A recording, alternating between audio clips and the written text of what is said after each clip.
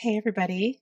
My name is Ginger Birkenbuell. I am the host of the Honest Field Guide podcast, and I just want to record a little interlude. I haven't done one of these in quite a while, um, but we are 14 days out from the elections for president of the United States, and I am I am admittedly anxious. I am really anxious and worried, hopeful, but just a little bit like, like I'm just like, what is happening? And, just taking deep breaths and deep breathing and yoga and trying to do visualizations and things because, you know, listen, I'm a Black woman in America.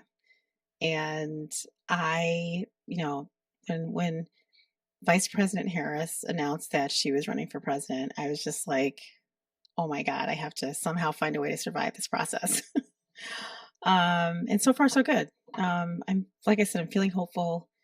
I am surviving the process. All of my girlfriends are Black and white girlfriends, and Latinas too. We're making our way through this. I'm going to light my candle right now because I feel like I don't know if you heard that on the tape, but I need to light a candle, a candle of hope.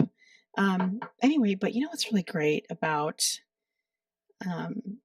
what's happening is that there are so many people at this point that are really doing everything they can to bring positive change to the country. They really are. They're doing all kinds of things, speaking, sharing, advocating, you name it. There's people that are, trying to make changes at their office and, trying to help small businesses and entrepreneurs. That's kind of my jam here. And I'm feeling encouraged by that. I really am feeling encouraged by that. For example, today,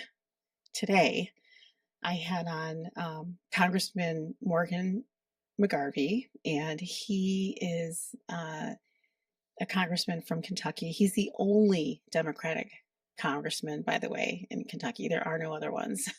And he and I had this really amazing conversation today about what he's doing in Kentucky to help entrepreneurs and small business owners, and what he's doing to help promote Vice President Harris's platform for small businesses.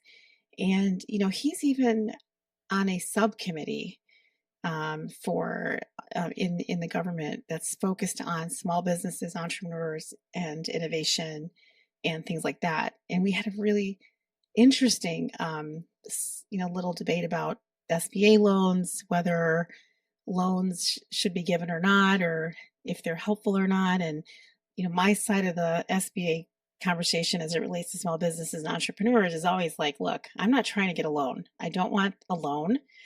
I don't want to go in debt anymore. I don't want to go in debt ever again.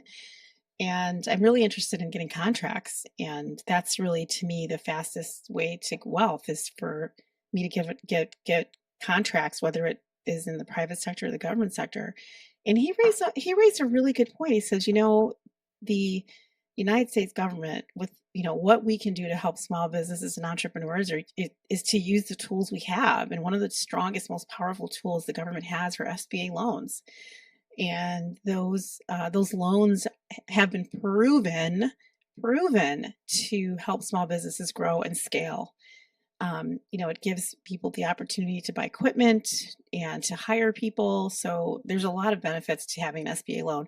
I just know for my purposes, I'm in thought capital, right? So I don't need machines and 10,000 people working for me. I don't need to buy wax for my candles, or wicks for my candles. I don't, if I was a candle manufacturer, that is, I don't need to buy shea butter, to make shea lotions and shea products. I get hired to sit at a table and I get, large amounts of money to share what I know and to help create strategy and implementation plans. So it's a little different for me. We didn't really get to the bottom of how to make changes in the government to help businesses like mine get contracts.